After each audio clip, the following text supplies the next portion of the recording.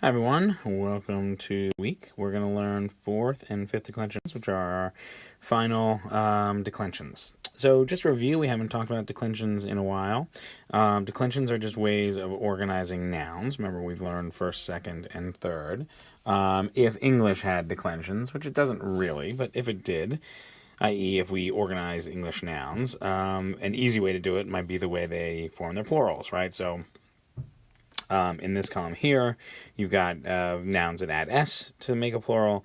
In this column here, nouns that change their vowels to make a plural. Here, ies for plural. Here, same as the singular. So those are just categories of nouns in English based on how they form their plurals. So Latin's categories are a little more complicated, but they still just deal with noun behavior. A lot of it has to do with what vowel is common to that declension, etc. You can see at the bottom here, this little graphic that shows kind of the relative commonality. I'm just going to pause for a moment because I have to sneeze. Sorry, the relative frequency of nouns in each declension. Third is by far the biggest declension, and fourth and fifth are the two smallest, with fifth being the smallest. All right, so that's just a little bit on declensions. As I said, we've talked about this, but just a review. Here on this slide, just some sort of declension basics. So you've got your 1 to 5 over here. All right, the kind of typical gender here. All right, excuse me. And then just the basic singular and plural. All right, the gender is kind of what I want to focus on. You'll see that fourth is primarily masculine, fifth is primarily feminine. Fourth will have a handful of neuter nouns. Fifth will really just be feminine with a few very minor exceptions. All right, so again, just something to review and also introduce some basics about fifth declension nouns. So here are the fourth declension noun endings. So endings, of course, up here, and then a noun declined down here. You can see immediately the preponderance of the U, right? The fourth declension is clearly the U declension, all right? A lot of patterns sort of hold true with the fourth declension. So the ablative singular is the characteristic vowel by itself. The accusative plural is the characteristic vowel plus S. All right, the singular, accusative singular is the characteristic vowel plus M, etc. The one thing to point out is that us, let me just clear some space here. There we go. Oh, sorry about that. Didn't mean to do that. Us, right, occurs 4 times in the fourth declension. All right.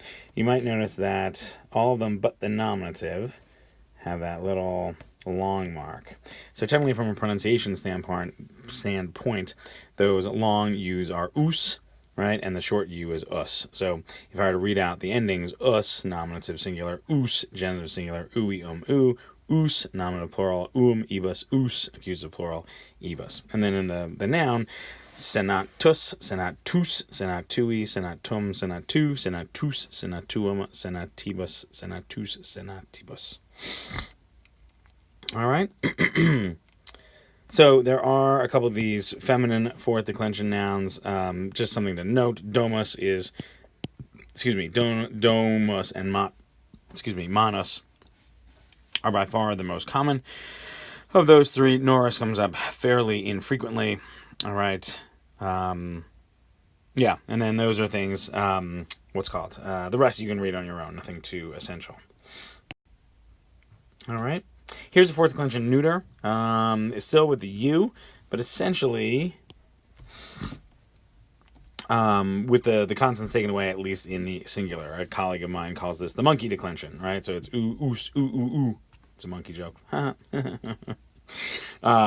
then in the plural, everything's the same, except as we've seen with neuters, it's got the A for the nominative and accusative plural, and that is common across neuter nouns of all declensions. All right, and just here's a noun. So I've done it for you. So genu, genus, genu, genu, genu, genua, genuum, genu, genibus, genua, genibus. All right, but fourth declension neuters are relatively uncommon. All right, so moving on to fifth declension.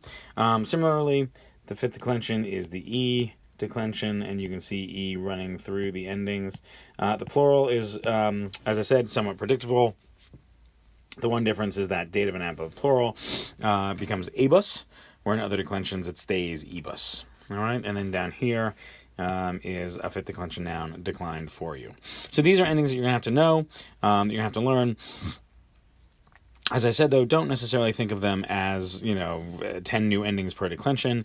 Think of them as just sort of variations on something that you're already somewhat familiar with. So, yes, you've got to learn that the fifth declension is the E declension, the fourth declension is the U declension, but most of the patterns within those endings are going to be the same with that change in the vowel. So just some examples of fifth declension nouns. All right, so res parvae there. All right, so res is that nominative plural. All right, and you might have noticed that the fifth declension endings to some extent overlap with the third declension endings, especially in this one. Res is technically a fifth declension noun, though it certainly looks like it could be a third declension noun.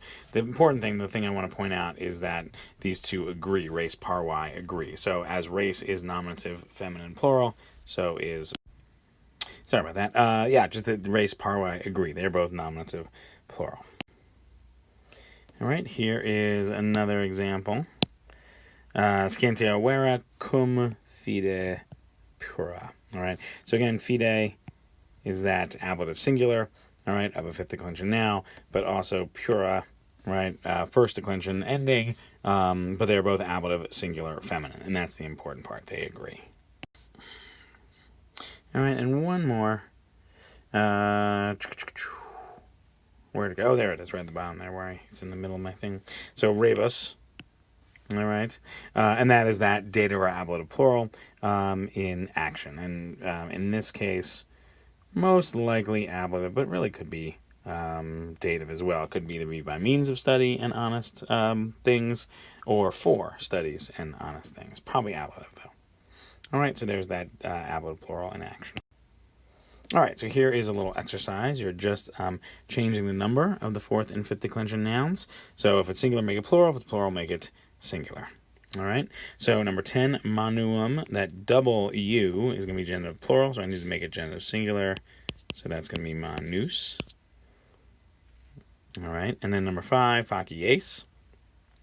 That could be nominative plural or singular, and it's just going to be the same thing. And then it could also be accusative plural, and that's going to become faciem in the singular. All right, I will read the rest to you. Here's the answer slide if you want to pause. All right, and here's 1, 2, 3, and 6 and 7 with the answer. All right, so now we're making the noun agree with the adjective. So the adjective's here, right? And so you're going to take this noun and make it agree. So identify the case and number of the adjective, and then, of course, the noun is going to have to agree. So as aureum is accusative singular, then you make impetum accusative singular as well. All right, so down here, aurea. All right, so that's going to be nominative plural or genitive plural. So with genus, that's going to be genua, right? And with the neuter, you're always going to have that a in the nominative or accusative plural. All right, unius, this is a nice one. This is that funky genitive. So I need the genitive singular here, which is going to be de, right there. All right, and then dolce, right? That is the nominative or accusative singular. So that is going to be genu. All right, and I'll leave the right you. Pause if you don't want to see the answers yet. All right, and there are 1, 2, 3, and 7, and 8. All right, so now we're choosing the correct form to finish the translation. So if you look at the example here, right, so the legate arrives at night with fear. So cum, right, is in charge of that blank.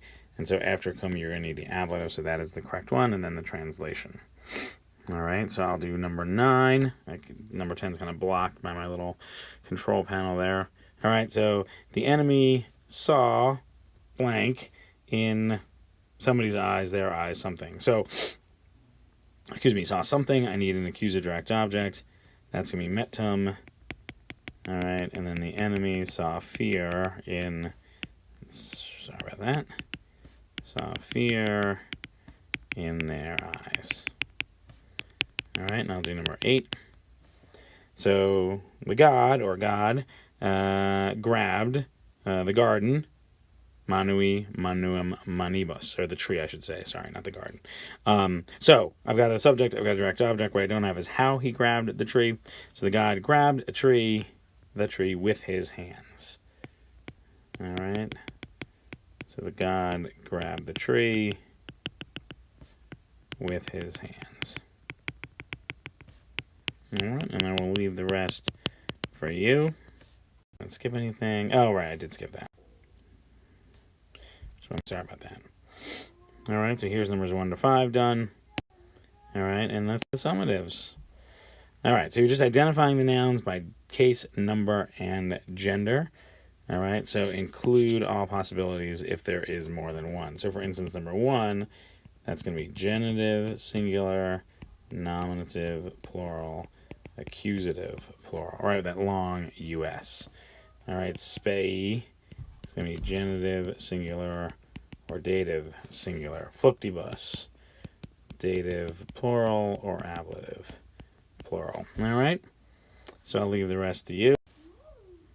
All right, and here's the writing. So we're just translating the underlined words into Latin. So you've got to understand grammatically what they're doing in the English sentence and then choose the correct Latin case for that. So for instance, number 1, actually, you know what? I'm going to leave that one for you. So number 7, by hand.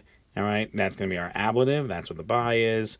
So I need an ablative for manus, which is going to be manu. All right, so for number 5, 4, 7 days. That 4 is going to be that accusative extent of time.